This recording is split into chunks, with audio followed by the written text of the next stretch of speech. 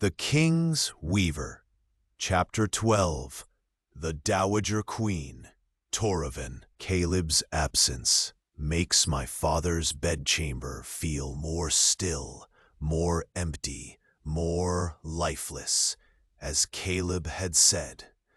I look around me, trying to see what he saw, the lack of movement. But I never had full training as a weaver, and I can only see reality as it is. A room empty of my father's presence, of his life, robbed of any hope of happiness. Was that what Caleb sensed? A room where reality was traumatized by a person's absence? The air is stagnant and too heavy with memories. I spent hours perched on the end of this bed as a child.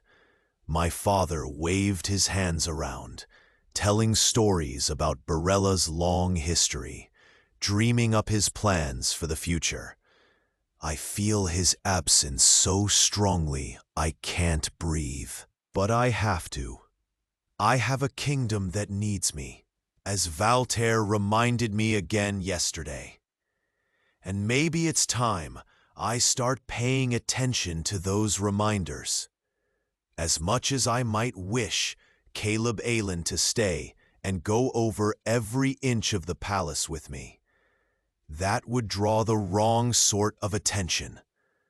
Because if he's right, that someone used magic to cover up what happened here, my father's killer could be watching for if it's been discovered. Better by far to take this slowly, as much as it kills me.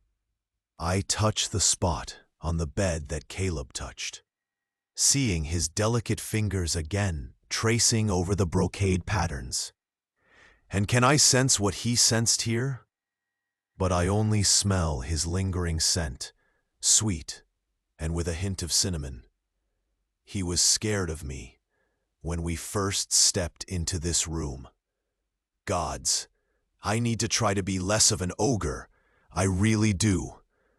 I hear a soft click and snatch my hand away from the bed, looking up to see my mother emerging from the door to the corridor that runs between the king's chambers and the queen's. My face heats and I scowl, stepping away from the bed. As the king, by rights, these rooms are mine, and by rights, as the Dowager Queen, she should have moved into the Dowager's rooms farther down the hall. But she hasn't, and I haven't pushed. She was distraught for weeks after my father died, and I didn't have the heart to move her. I'm feeling less of that concern now, however. Mother, you can't barge in here.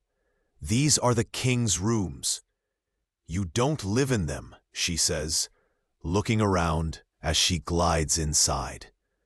And I heard voices. Just a servant.